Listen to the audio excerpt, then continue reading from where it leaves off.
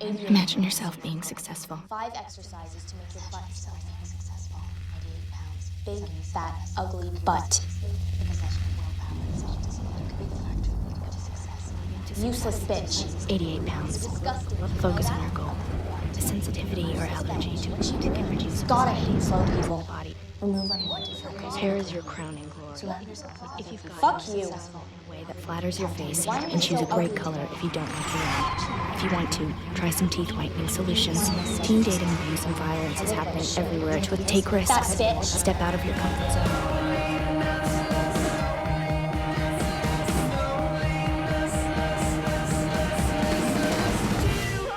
How I Live Now is about a girl called Daisy who is sent from New York by her father to stay in her aunt's house for the summer in the countryside in England. She feels that she's been sent to England for the summer as a kind of exile, and she arrives in a really foul temper, you know, determined not to enjoy herself. And she comes to England as a very negative person, whereas our family are very positive, everything's happy, everything's wonderful. You expect me to get in this thing? With you? Well, you could get a bus if you'd rather. Fine, yeah, I would. It does take about 8 hours, though. And the next one's not due until 11 o'clock tomorrow morning.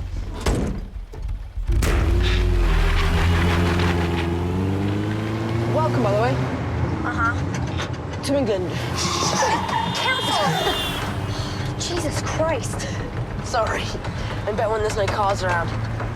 Daisy is pretty messed up. She doesn't really have a good relationship with her father. Her mother died whilst giving birth to her, so she's kind of been riddled with guilt her whole life. She's a very wounded girl. She's quite troubled and doesn't think a lot of herself, and has got kind of a lot of pain bottled up. She's always quite angry. She's had quite a lot of sadness in her life. She's here! Get your dog away from me! Push her away, Daisy, they'll be fine. Just get off me! Kind of at the start of the story, when she meets Eddie, she glows. Get off, Jet!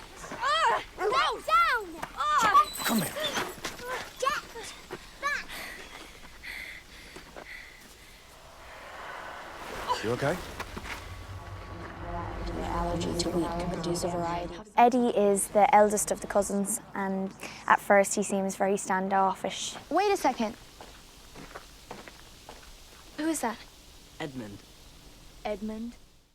Eddie is a teenager of action, and he's very in tune with nature and his environment. He's not someone that resorts to words easily. He doesn't really talk to Daisy, yet he seems to understand her very well, and that's something that really annoys her. You okay?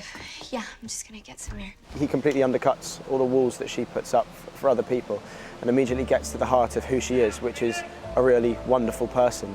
And he sees that and understands that and falls completely in love with that.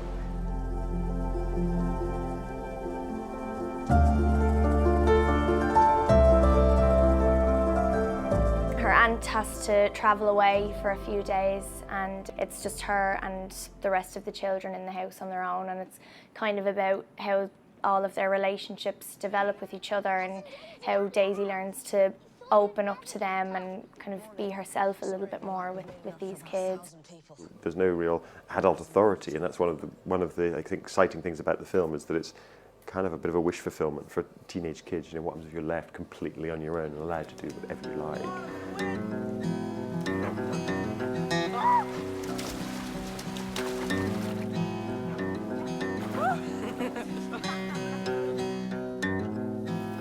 Which way you go for? Which way you love? Which way you choose from? From the stars above.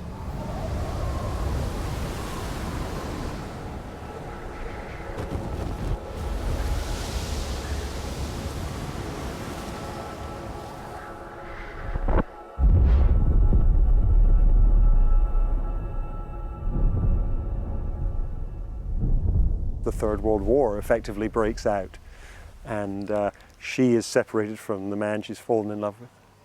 and fights to get back to him across a war tour in England. Just as they've become one, they're separated, and it's heartbreaking.